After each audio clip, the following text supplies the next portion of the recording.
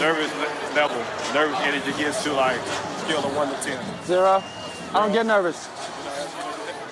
Not since my first game of high school versus Gilman. I fumbled 2 snaps. Other than that, and I came back and threw like out and up down the sideline. Other than that, play ball.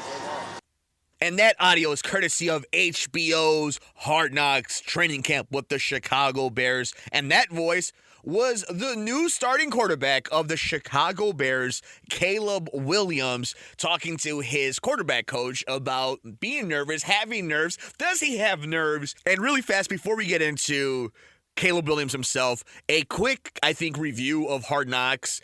It's Hard Knocks.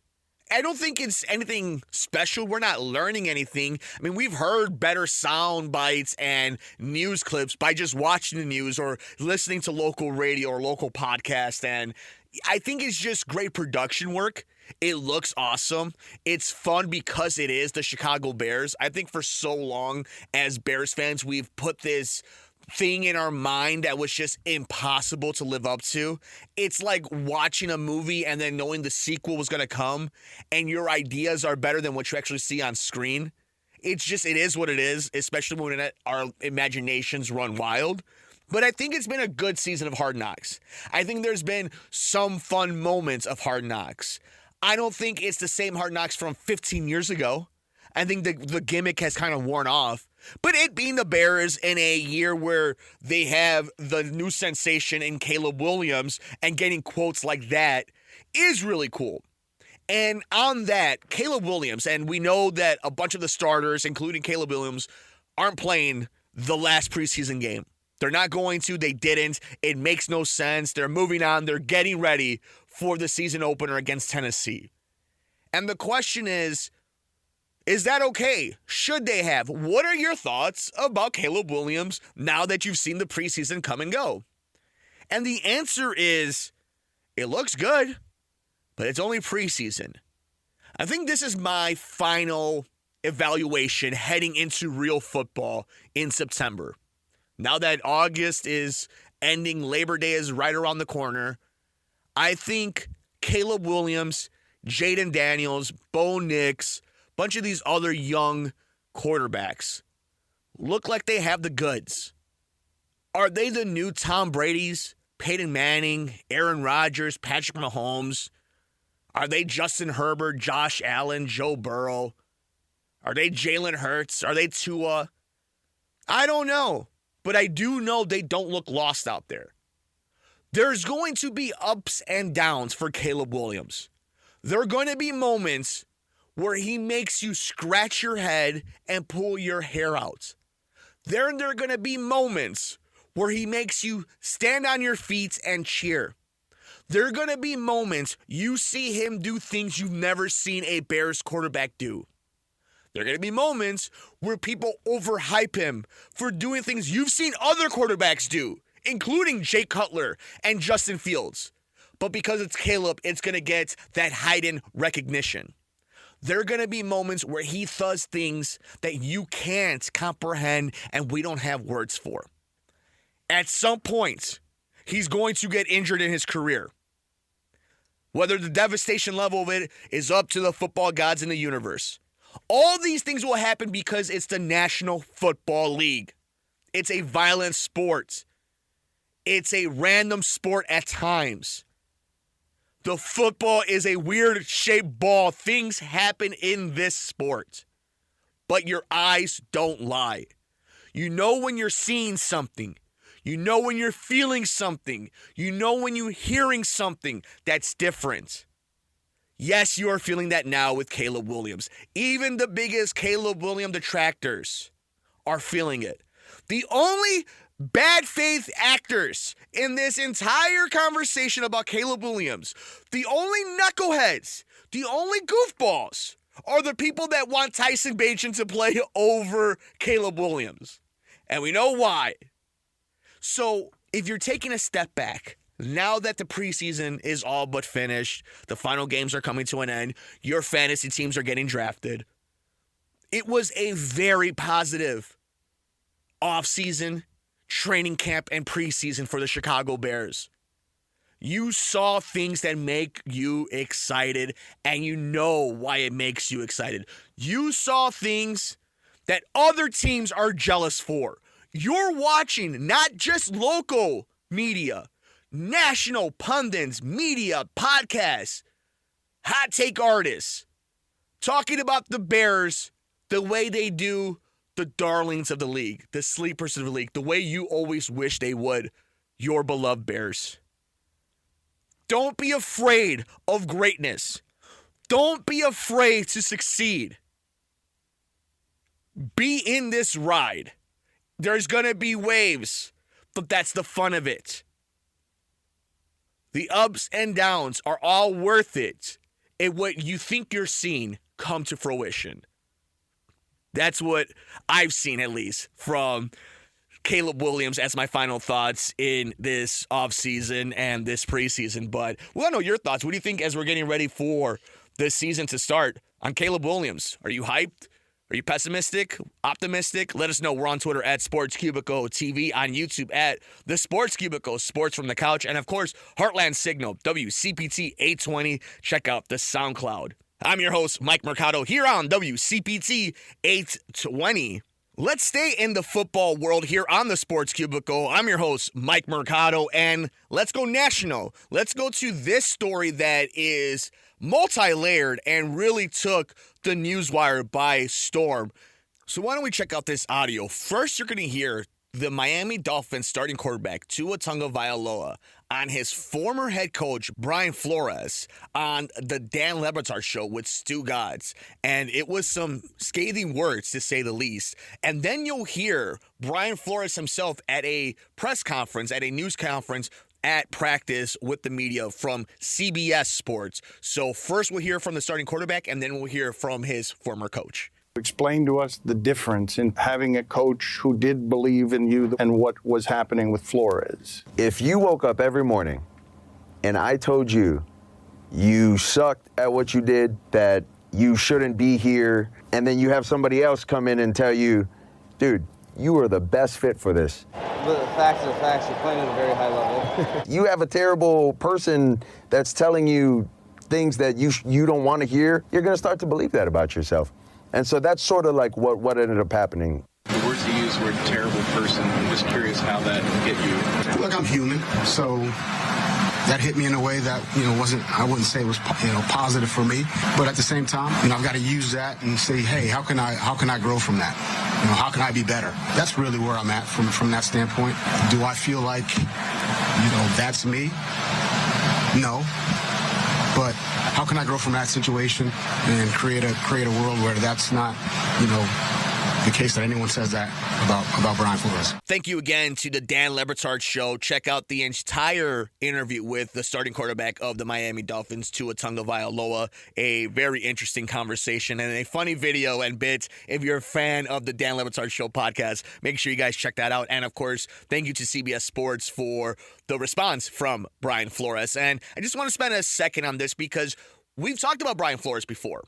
He has that lawsuit right now with the NFL about the hiring discrimination and everything surrounding that. So the fact that he got a job, right? It was Mike Tomlin that helped him out, and now that he's in Minnesota. So very interesting to hear this come out now. And I don't think it was anything nefarious towards Brian Flores in the sense of that lawsuit. I think it's an interesting dynamic from Tua. Tua's had an interesting career in the National Football League. Tua's gone through a lot of highs and a lot of lows. Everything from the concussions and the injury with the hip with Alabama to Tom Brady being also close to becoming a Miami Dolphins quarterback and having a head coach that didn't like him. Like, Tua's had it rough. And then for Mike McDaniel to come in and make this offense top tier and believe in Tua, and you're seeing Tyreek Hill do crazy things, and their running backs are insane, and they're a fantasy football heaven. An interesting view at what happens when a player overcomes all that, gets the big-time contract, and now is able to talk freely because they've earned the right to after playing so well. yet still having a lot of detractors to the way they play. Don't forget, people were tanking for Tua. So just an interesting story that I wanted to talk about and to spotlight while Tua said that and it made headline news and everybody was talking about it on the hot take circuit. Brian Flores still has a lawsuit against the NFL and is working for an NFL team. So something we want to keep an eye out as the story develops. But we want to know your thoughts. We're on Twitter at Sports Cubicle TV. Make sure you leave a comment down on the YouTube video over at the Sports Cubicle Sports from the Couch. And visit us over at Heartland Signal, WCPT 820's SoundCloud. We're here on the Sports Cubicle. I'm your host, Mike Mercado. And let's keep the football talk rolling here on the Sports Cubicle with your host, Mike Mercado. And this has to deal with the Olympics coming up in 2028. This audio comes to us from TMZ Sports. There's been a lot of controversy, a lot of talk between athletes from different sports talking trash to each other. Well, now we have the USA starting quarterback for the flag football team and his thoughts about NFL players making the transition. Let's take a listen to this audio from TMZ Sports. I could easily say, I'm better in flag football because they've never played. Now, if they take the time and actually put in the work and everything else, they should be better than me. You know, they in the NFL, they're elite. But I don't think the transition will be as quick. I don't think they will take the game as serious as we do. I know we're going to play hard every down. I know we're going to compete every down. But we would love to play them. And it's no knock upon those guys, but I just believe in myself. I believe in my teammates, and I believe in the flag football world. And that voice was from the starting quarterback of Team USA's flag football team, Daryl Hausch. And here's the thing. He's not wrong in all the things he's saying. In this way, with a grain of salt, right? Most of the NFL players, if not all of them, if they dedicated themselves enough, whatever level, whatever arbitrary number that is that we could pull from our hat. If they did that, yes, they would be Olympians for flag football. But they are not going to pick up the nuance, the little stuff, all the intricacies of flag football if they started playing tomorrow when it came to the Olympic circuit. These Olympians that are playing for the flag football team that will make that roster for Team USA are supreme athletes. And I know in our mind, we're thinking weekend warriors, dad bod guys. No, these are D1 athletes, former pro athletes, semi-pro athletes, the top of the top. We forget as sports fans, the 1% of the 1% that is pro athletes, both men and women. All those people amongst all those leagues are 1%. And you can still do those type of numbers in these Olympians, these athletes. So to disrespect them by saying, yeah, DK Metcalf is going to walk in and make the USA Olympic flag football team. Yeah, if he concentrated to be a member of the USA flag football team. But he's not just going to walk in and do it. It is not the same as LeBron James doing it. It's just not. Maybe the only position, and maybe that's why we're hearing from Darrow, that could probably make the transition is the quarterback. So I could understand him kind of getting ahead and be like, hey, look, Mahomes needs to do this, and this. But everybody else, there's little things that you have to learn and know. It's not the same as soccer, as basketball, as some of these other sports. So I thought that was an interesting story. But what do you think? More importantly, I want to know what you think. Do you think CeeDee Lamb and then Micah Parsons and DJ Moore and Caleb Williams and Justin Herbert and your favorite, whoever your favorite player is on your team, could walk in and win a gold medal? I mean, that's probably what's going to happen anyway, but could walk in and make this roster and beat up the guys who have already been trained to do it?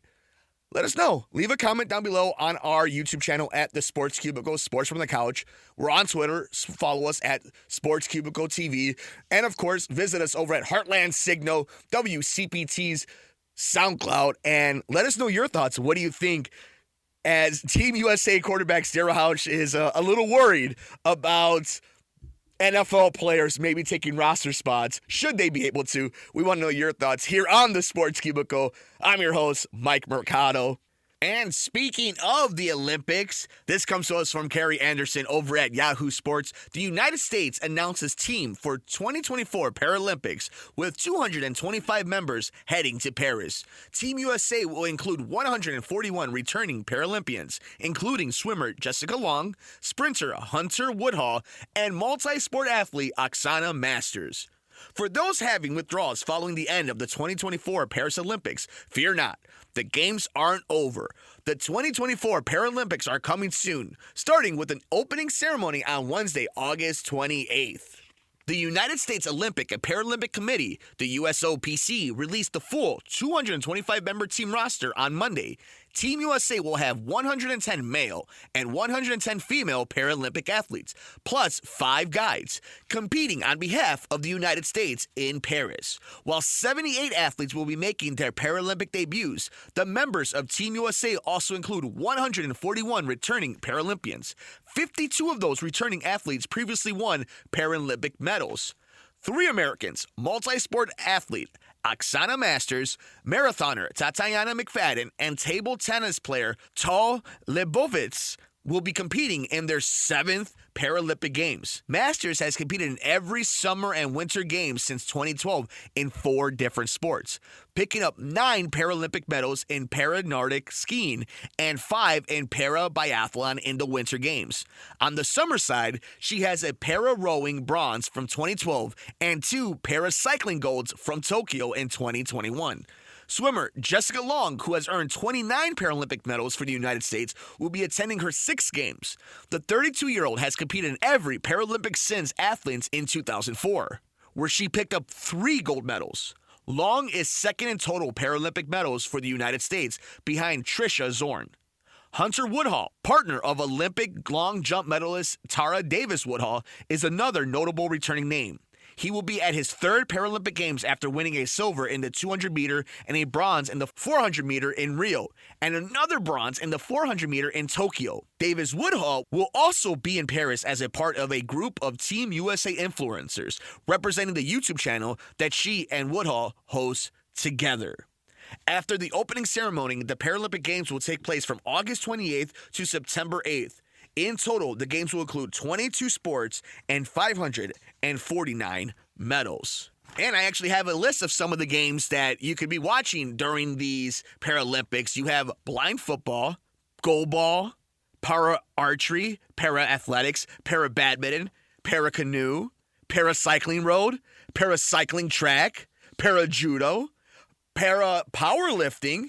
How about para-swimming, para-table tennis, para-taekwondo, para-triathlon, sitting volleyball, shooting para-sports, wheelchair basketball, wheelchair fencing, wheelchair rugby, wheelchair tennis, and so much more. A shout out to Team USA, the Paralympic team. You know, those games are so awesome. The athletes are awesome. The stories are amazing. And it's just so cool to highlight that. I always love that the closing ceremonies of the Olympics are so much pageantry. What I've loved even more, and one of the things that is so cool to see as time moves on, and it's been something we've been talking about this entire episode, and something that we've been talking about for a long time, is the way media is digested, whether it's movies, music, video games, sports. And to see that the demand, all the different channels, all the different apps, that as time has moved forward, the Paralympics are a big deal. People even gamble on them.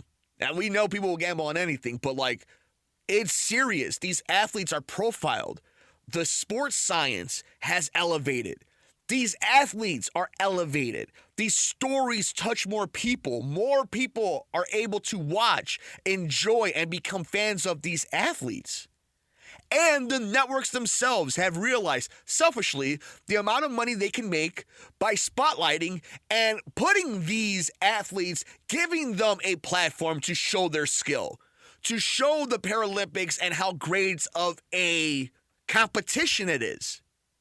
And by them doing that, it benefits the athletes, the clubs, and hopefully it can help them raise money so that these athletes can get paid, that these sports are able to maintain and build more athletes, and there's more avenues for people that can play these sports that were never able to do the traditional sports as we know them.